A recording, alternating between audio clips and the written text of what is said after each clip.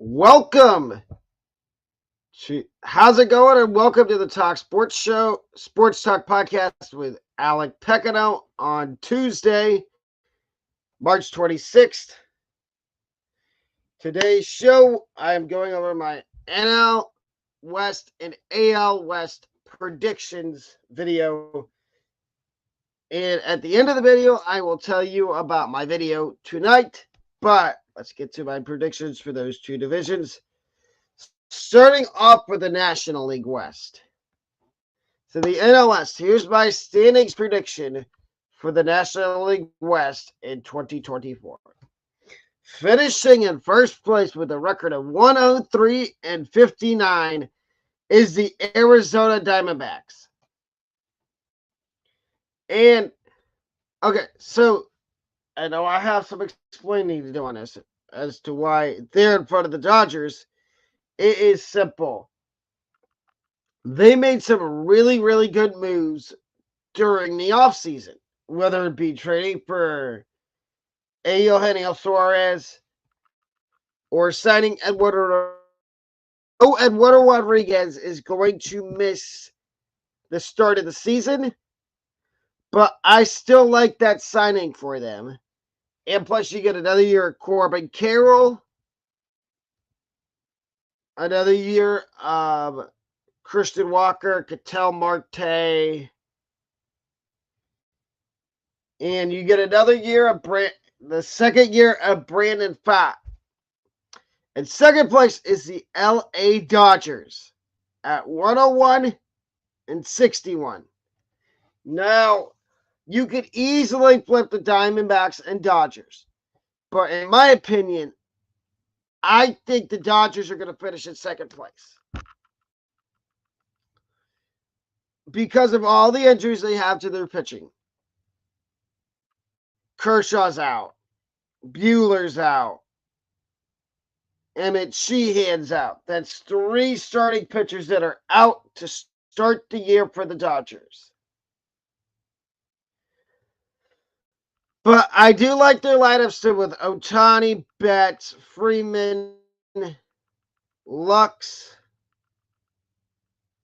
But I see them finishing second. In third place, to the shock of everybody, the San Diego Padres. And I think the Padres finished third. I like what they did this offseason. Right during spring training, they traded for Dylan Cease. And they did have to give up a couple top prospects. But I like the trade because it solidifies that one spot in the rotation that was weak after losing Blake Snell to a division rival. But I think they finished 95-75. Look out for a guy that's a rookie this year, Jackson Merrill. I think he's going to have a huge rookie season. In fourth place, the San Francisco Giants, 90-80, 10 games over 500. The Giants are another team. I like what they did, getting Jung-Ho Lee and Blake Snell. I will talk more about Blake Snell later on. But I think the Giants are going to compete. I don't know if they're going to win the division, but I think that they can easily finish within the 2 to 4 range in the division. And in last place, making a solid improvement, are the Colorado Rockies at 82-80. I like the young core for the Rockies. They did just give an extension to Ezekiel Tovar. And I like that for them. Now here's my potential breakout players in the NL West. Starting with the Arizona Diamondbacks, starting pitcher Brandon Pfaadt. Now, we all know the story last year of Pfaadt when he came up. He struggled mightily. The Diamondbacks sent him back down to AAA, where he worked out some stuff, came back up. He was in the rotation in the playoffs, and he pitched really well. I think if he can parlay that into this year, and he can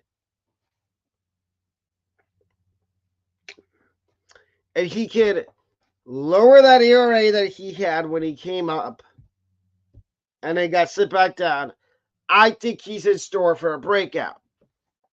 Los Angeles Dodgers, Bobby Miller, starting pitcher. With Bobby Miller, it was kind of the same thing, but he stuck around with the Dodgers last year. Once he was not sent back down.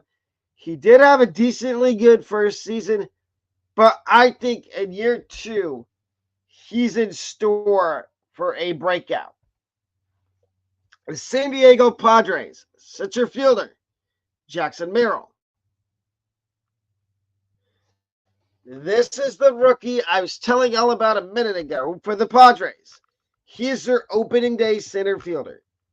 And if you look at their roster, they are littered with center fielders, with former shortstops, whether it be Xander Bogaerts, Manny Machado, Jackson Merrill, Fernando Tatis. I just named you 5 players on the Padres that used to be shortstops. Bogaerts now moves over to second base for Ha-Seong Kim, who's going to be the everyday shortstop. But back to Jackson Merrill. I watched a lot of tape on him in the offseason. Kid can really swing it. He had a really good spring training.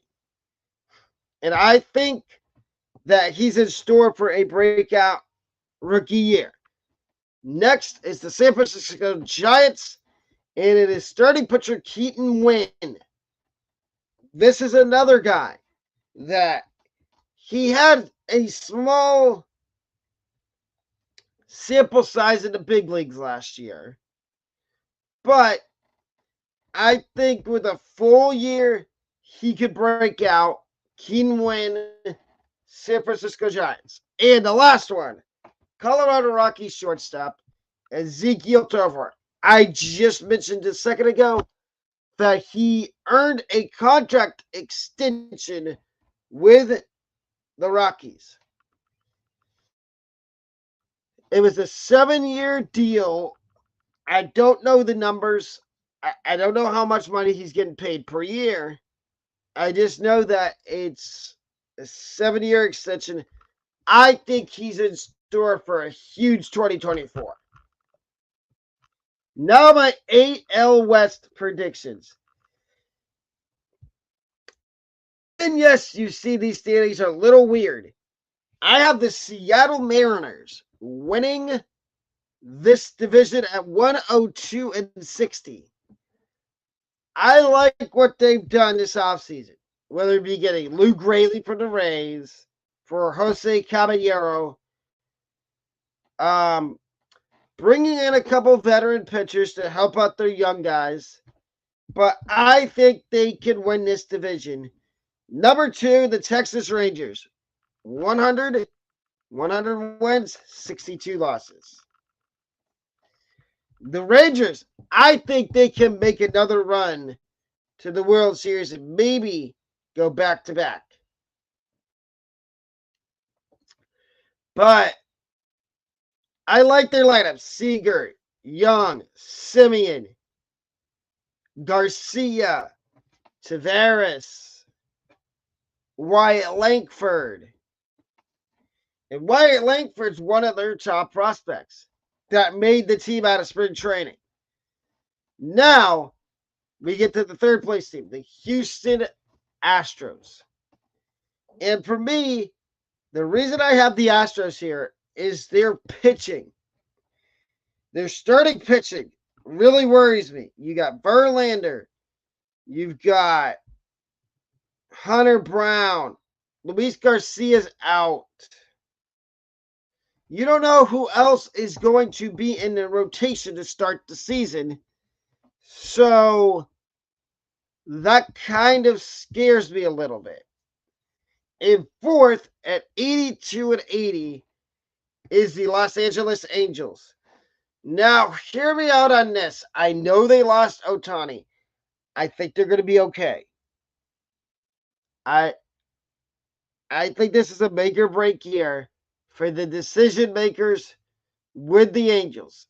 If the Angels are out of it at the trade deadline, clip this and come back to it. I think Mike Trout gets traded. I know he wants to stay loyal to the Angels, but I think if they're not in the playoffs in July, at the end of July this year, I think Trout gets dealt to a contender. Let me know what you think about that take down in the comment section down below. And in last place, unfortunately, it is the Oakland Athletics at 60-100. The A's are going to be probably, in my opinion, one of the worst teams in baseball, if not the worst. It's going to be between them, the Red Sox, the White Sox, the Cardinals, the Nationals,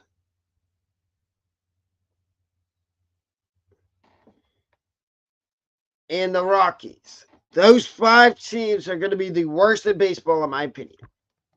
Now, here's my breakout candidates for the NL West, for the AL West. For the Seattle Mariners, starting pitcher Bryce Miller.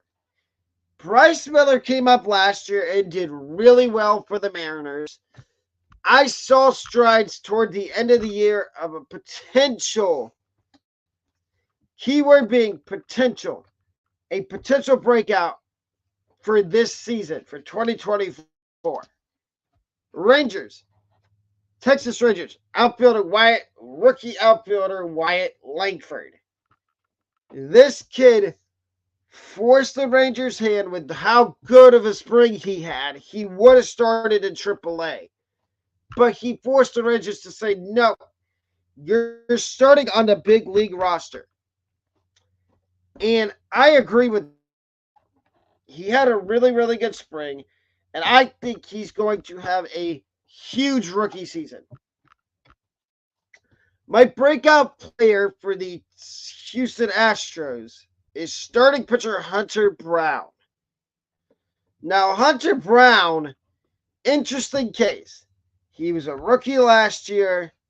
He did really good, but I think he can take a step up in that regard and break out in 2024. My breakout player for the LA Angels is catcher Logan O'Hoppe. We saw glimpses of a breakout potentially happening last year before he got hurt. He will be the Angels' everyday catcher, and he might DH to get some extra at-bats as well when he's not catching. But I like this breakout potential a lot. And then last but not least, second baseman, Oakland Athletics second baseman, Zach Gelof. Now, I know the A's are going to be one of the worst teams in baseball, but they do have some promising young talent on their team, whether it be J.J. Bleday, who I think will have a good year this year, Tyler Soderstrom, Zach Gelof, Lawrence Butler, Nick Allen, if he's still with them. But my breakout player for them is Zach Gelof. This kid mashed last year when he got called up, and I think he does exactly the same thing this year. But he has a lot more power, and he breaks out in 2024 and becomes one of the cornerstone pieces for the A's going forward. And last but not least, the news and rumors, MLB. So, Blake Snell, if you didn't hear, signed a 2-year deal with the San Francisco Giants. And I like this for Snell. 2 years, I think it's 30 million. No, 2 years, 60 million with a bunch of incentives. He can opt out after this year and go back to free agency. Number 2 news note of the day is Yankees ace Garrett Cole will be out 1 to 2 months with an elbow issue. Now, at first glance, we all thought this was going to be Tommy John surgery for Garrett Cole, but he went and saw a specialist, and they said, no, it is not going to be Tommy John surgery. You're only going to miss a couple 1 to 2 months. Rays young pitcher, next news note is young pitcher for the Rays, Taj Bradley, is going to miss the entire month of April. So if you have him on your fantasy baseball team, I would either go out and pick up Ryan Pepiot or Tyler Alexander to fill in for Taj Bradley till he comes back. Pirates named Jared Triolo opening day second baseman. This one hurts me because I was high on Liover Peguero and Nick Gonzalez. But I have faith that Jared Triolo could be really good for the Pirates, but I think if he struggles at all, I think in Peguero or Gonzalez is mashing at AAA. I think Triolo gets sent down and they call up Peguero or Gonzalez. And last but not least, the last newsworthy report today is that Corey Seager and Josh Young will be in the lineup opening day for the Rangers. Now, to the one rumor I've heard is that Jordan Montgomery might be close to signing with a team, but it's not the Texas Rangers. It is a mystery team that nobody's been talking about. And he could betray the Rangers. So leave your thoughts down below in the comments section of who you think that mystery team might be that might be trying to get Jordan Montgomery. But if you've enjoyed this video, please remember to leave a thumbs up on the video as it helps push it out to more people on YouTube.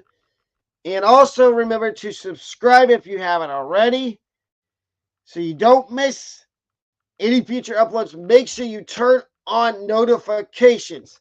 I have one more video today. It is my predictions for the 2024 MLB season. And then Thursday at 11 a.m., we have our opening day preview for the 2024 opening day season for MLB. And then at 3 o'clock on Thursday, we have a watch party for the Tampa Bay Rays and Toronto Blue Jays. And how that watch party is going to work is the game will be on in the background.